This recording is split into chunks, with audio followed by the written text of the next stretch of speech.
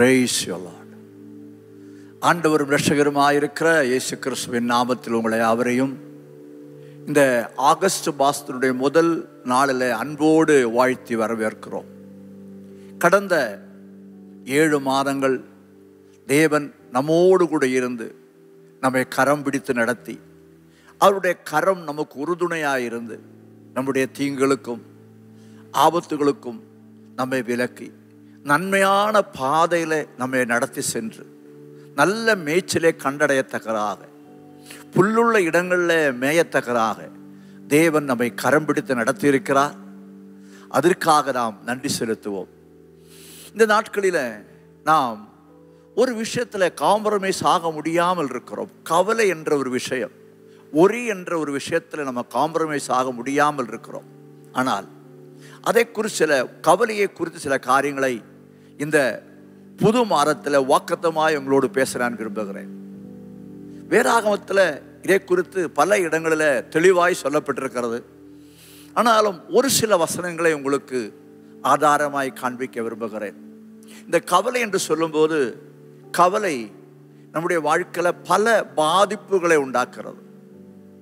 வியாதி முதல் கொண்டு, பலவீனம் முதல் கொண்டு, நம்முடைய சரீரத்தை பலவீனப்படுத்துகிற காரியங்கள் முதல் கொண்டு பல காரியங்கள் அதன் நிமித்தமாய் நடந்து கொண்டிருக்கிறது.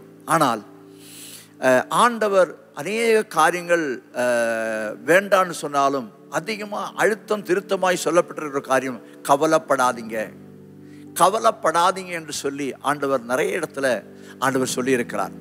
இந்த நாளிலும் அதுக்கு ஆதாரமாய் ஒரு வசனத்தை உங்களுக்கு காண்பித்து உங்களோடு கூட உங்களுக்காக நான் செபிக்க விரும்புகிறேன். மத்தேயு சுவிசேஷம் 6ஆம் அதிகாரத்தினுடைய 34ஆம் வசனத்தில் ஒரு வசனம் மட்டும் சொல்லுகிறேன். நாளைக்காக கவலைப்படாதிருங்கள், நாளைக்காக கவலைப்படாதிருங்கள் சொல்லப்பட்டிருக்கிறது. அதனுடைய முழு வசனத்தை வாசிக்கிறேன். நாளைய தினம் தன்னுடையவர்களுக்காக கவலைப்படும், அந்த நாளுக்கு அதன் பாடுகள் போதும்.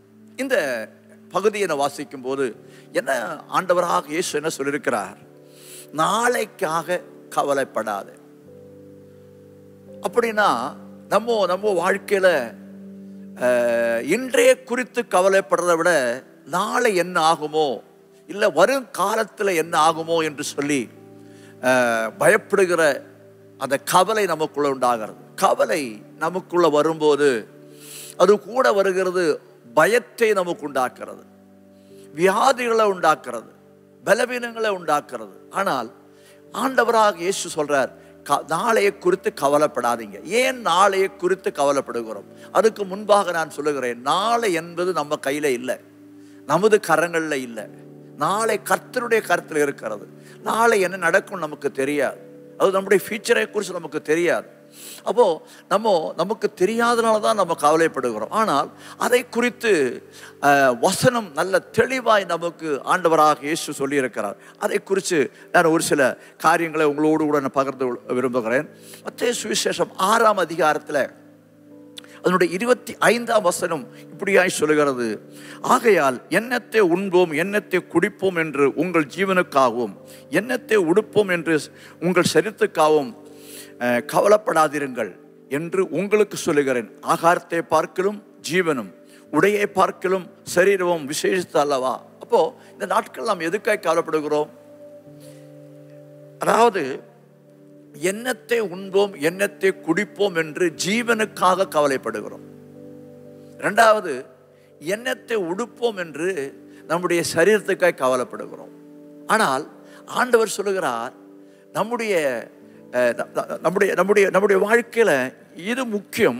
ஆகாரத்தை பார்க்கலும் ஜீவனும் உடையை பார்க்கலும் சரீரமும் விசேஷிக்கப்பட்டதுன்னு சொல்லப்பட்டிருக்கிறது. அப்போ நம்ம கவலைப்படுகிற ஆகாரத்தை விட நம்முடைய ஜீவன் தேவனுக்கு பிரியமுள்ளது.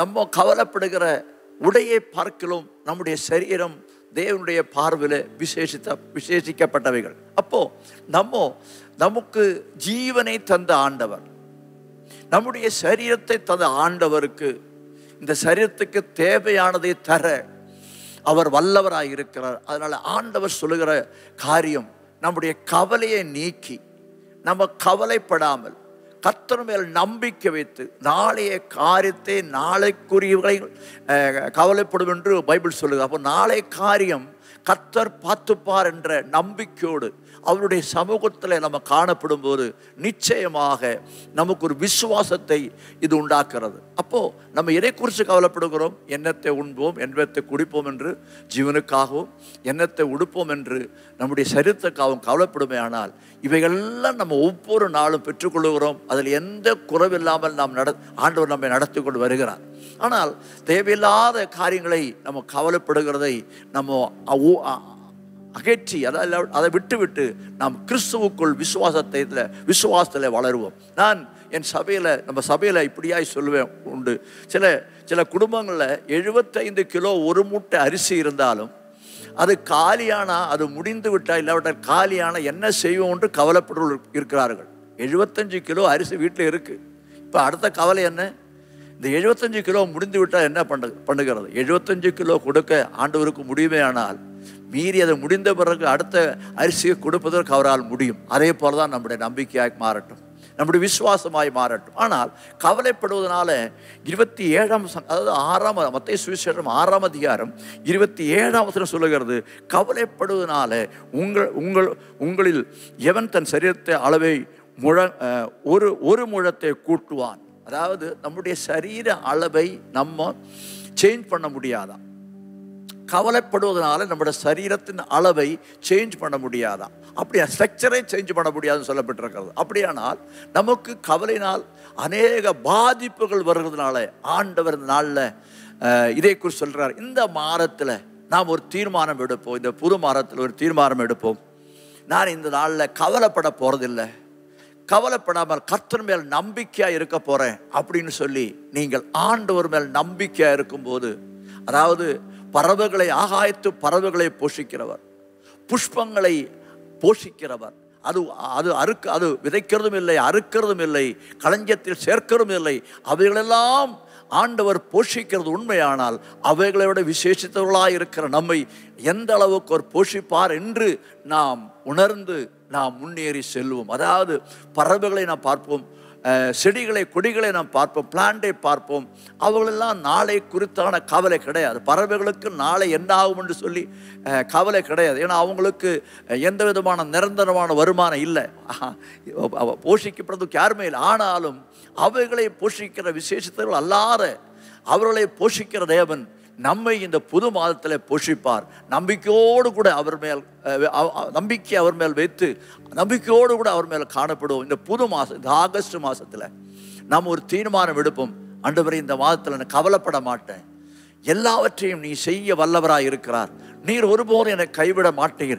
இதுவரைக்கும் இந்த கடந்த 7 மாதம் வரைக்கும் எந்த குறைவில்லாமல் என்னை நடத்தி வந்தவர் இந்த புது மாதத்திலையும் நான் கவலைப்படுவதனால எனக்கு ஒன்றும் நான் எதுவும் எனக்கு வரப்போறதில்லை. எனக்கு பலவீனமும் வியாதியும் பயம்தான் வருகிற. ஆனால் அதில் நான் தொடர விரும்பவில்லை. உண்மையில் நம்பிக்கை வைத்து, உண்மையில் விசுவாசம் வைத்து நான் இந்த மாதத்தை துவங்க விரும்புகிறேன் என்று சொல்லி நம்ம ஒரு ஜெபத்தோடு கூட துவங்கும் போது நிச்சயமாக இந்த மாதம் கவலை நீங்கி சந்தோஷமும் சமாதானம் நிறைந்த ஒரு வாழ்க்கை வாழ தேவன் நமக்கு உதவி செய்வார். நம்முடைய வாழ்க்கையில் அதாவது நம்மை தவிர்க்க முடியாத ஒரு விஷயம் கவலை. அதிலிருந்து தேவன் இந்த மாதத்தில் நமக்கு விடுதலை தந்து நம்மை நடத்துவாராக. நம்ம இப்போது ஜெபிக்கலாம்.